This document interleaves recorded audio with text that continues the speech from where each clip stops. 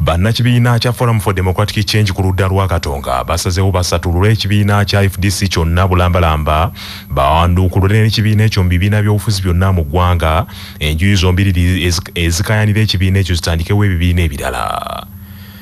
Kinajjukirwa nti ekibiina kya Forum for Democratic Change FDC kyafuna obutakkaanyo gye buvuddeko olw'abamu ku bamemba b'ekibiina ekyo okulumiriza abakulembeze baabwe okuli Pulezidenti waakyo Engineer Patrick Amuriatyo Boy ne Ssaabawandiisi w'ekibiina ekyo Nathan Nandala Mafaabi baabalumiriza okufuna omudidi gw'ensimbi okuva mu kibiina ekiri mu buyinza eky'NRM. Ekyaddirira n'abakulembeze abo baafuna obutakkaanyo obwa ddala ne batondawo ebiwayi okuli eky'Ekatonga ekikulirwa Ssaalongo Lukwago ate ng'oludda olulala lukulemberwa Patrick Amuriatyo Boy n'ajja n'akumbi. Kaakano ab'oludda lwa Katonga Road basinzidde ku mutabamiruka w'ekibiina kino atudde ku luguudo Katonga mu kibuga Kampala ne basalawo nti beeyambisa amateeka bawanduukulula ekibiina kya FDC mu bibiina by'obufuzi mu ggwanga lino enjuyi ezigugulana zombiriri zikifiirwe. Omukulembeze wa FDC ku Katonga Road Ssaalongo Lukwago yeerayiridde nti ensonga ey'okuwanduukula ekibiina kya FDC mu bibiina by'obufuzi mu ggwanga lino bagenda kugituukiriza ate mu bwangu nnyo. Bwe tutandika process tekitegeeza nti FDC tugivuddemu oba kikomyawo. Tukyaliwo nga FDC okumala ebbanga eryo lye tugenda okudda wano tulangirire mu butongole nti kati FDC tugimaliriza okugisaanyawo era olwaleero tumuripotinga ntugigaddewo. Olwaleero tutandise ku nteekateeka ey'okuziika FDC okutuusa nga tumaze ogiziika era temutubuuza nti ate kaakati muli ki. Tukyali FDC okutuusa nga tumaliriza ogidissolvinga tenabeera dissolved tugisse weteekeddwa okubeera. Bano era basazeewo bongezeeyo n'ekisanja eky'obukulembeze bwabwe ekyongezebweyo okumala emyezi emirala 6 nga bwe beeteekerateekera okutondawo ekibiina ekijja. Omukulembeze w'eggwanga Yoweri Kaguta Wabula Museveni akoze enkyukakyuka mbabaka ba gavumenti mu disitulikiti ez'enjawulo ba RDC n'abamyuka baabwe waliwo baasudde ate ng'abalala bakyusiza n'abajja mu bitundu gye babadde n'abatwala mu bitundu ebirala. Mu nkyukakyuka zino yaliko mbaka wa gavumenti yaliko mbaka wa paalamenti w'amawogola mu paalamenti y'e10 Joseph Kitayimbwa Sekabiito alondeddwa ng'amyuka mbaka wa gavumenti mu disitulikiti y'e Wakiso. N'olunjuki Haji atwaliddwa e Kawempe ng'omumyuka wa RCC ate nga Hudu Hussein asigaddeyo ng'omubaka wa gavumenti mu kibuga Masaka. Lubwama Sulaiman Bucha atwaliddwa mu disitulikiti y'Eyumbe ate nga Kalema Freddy Pax asigadde yamyuka omubaka wa gavumenti mu disitulikiti y'e Bukomansimbi. Bireja Naati Mulindwa yalondeddwa ng'omubaka wa gavumenti mu disitulikiti y'e Masaka ate nga Haji Umar Lulema Wiya asigaddeyo mu disitulikiti y'e Mubende so nga Sara Kiyimba ye RDC wera asigaddeyo mu disitulikiti y'e Rakai. Omumbejja Hawandege abadde buyikwe kaakano bamusindise mu disitulikiti y'e Gomba beewaayo Stephen Nsubuga agenze mu disitulikiti y'e Rukunjiri naye bale Fred Kyamuzigita mu disitulikiti y'e Sheema Sara Kiyimba w'e Rakai ate nga Katerega Musaazi bamusindise mu disitulikiti y'e Butambala. Wano mu kibuga Kampala abamyuka ba RCC wa Kampala kuliko owa Kampala Central Nsubuga Ali Shafik ate owa Kawempe Division ye Haji Nuru Njuki Mbabali we Makindye ye Nashemeza Caroline owe Nakawa ye Benesa Idrin ne owa Rubaga ye Kitambula Henry. Poliisi eremesezza abasawo abakyagezesebwa okuva mu matendekero ag'enjawulo okwesoga paalamenti gye badde bagenza okujjukiza paalamenti ku nsonga ebanyigiriza ey'okuwandiisibwa mu malwaliro aga gavumenti gye balina okugezesezebwa. Bano abakulembeddwamu omuyizi Kakumba Tone bagamba nti mu kaseera kano tebasobola kumaliriza misomo gyabwe nga tebagezeseddwa mu malwaliro era kireetedde abamu ku bayizi bano okukyawa n'okwevuma ekyabatwala okusoma obusawo n'abamu okuddukira ku mawanga.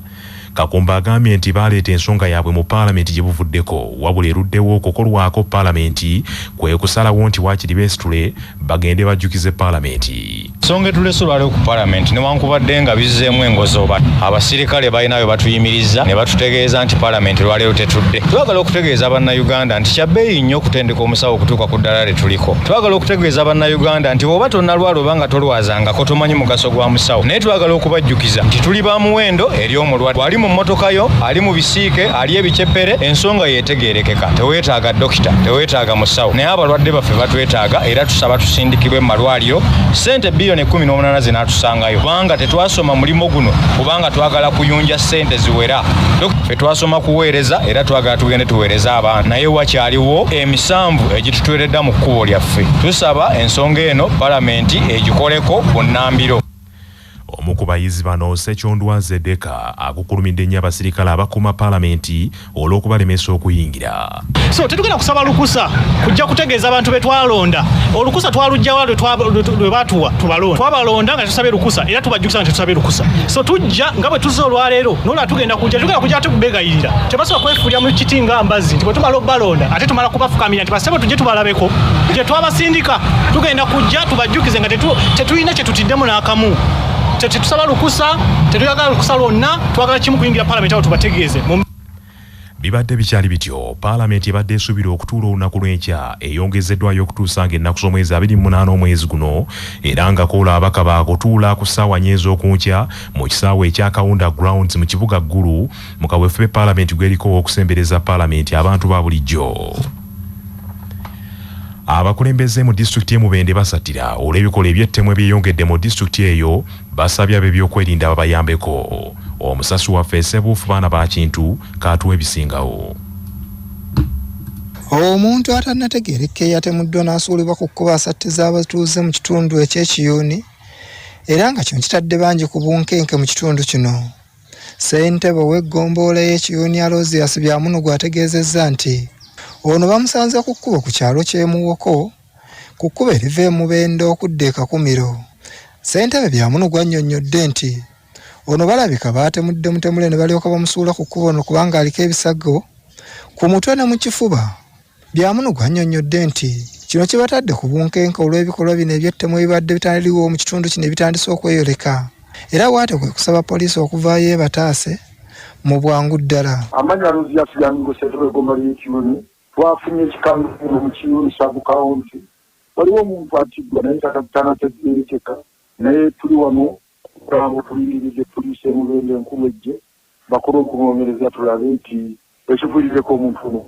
Kino weekijjidde nga n'amyuka akulira abakozi mu disitulikiti y'e Kasanda Kikere Ssewankambo ono naye ng'ali mu ddwaliro apookya n'ebiwundu oluvannyuma lw'okulumbibwa abazigu abatannategeerekeka ng'ono baamutemyetemye neera nga mu kiseera kino ali mu mbeera mbi nnyo ddala era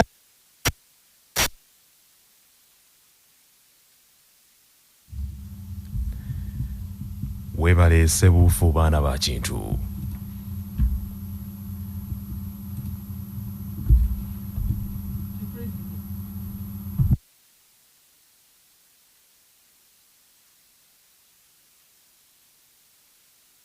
Lidde abantu ku nguudo obubenje butumalidde abantu ku nguudo nalumanya ne Saalumanya n'olwekyo taasa obulamu bwo n'obwa buli akozesa oluguudo ng'ogoberera amateeka buli omu atuuke mirembe. Omwogezi wa poliisi ebidduka mu ggwanga Michael Kananura alabudde ku muzo gw'abaddereeva okumala gayisiza buli we basanze. Abagoba b'ebidduka bonna ku nguudo okubeera bulindaala nga muli ku nguudo nga muvuga naddala mu biseera eby'okuyisa. Si buli kaseera nti olina okuba nga olina okuyisa. Waliwo ebifo ebizibu ennyo bye tuyisizamu nga tuteeka ku bunkenke obulamu bwaffe ng'abagoba ba bino ebidduka n'abalala abakolesa gano amakubo. Naddala bw'oba ogenda okuyisa nga waliwo emmotoka nnyingi ezikuli mu maaso okuyisa mu budde obw'ekiro nga tosobola kulaba bulungi emmotoka eziva mu maaso go kiba kya bulabe ennyo. Bannaffe n'ekyo ge mawulire ag'essaawa eno.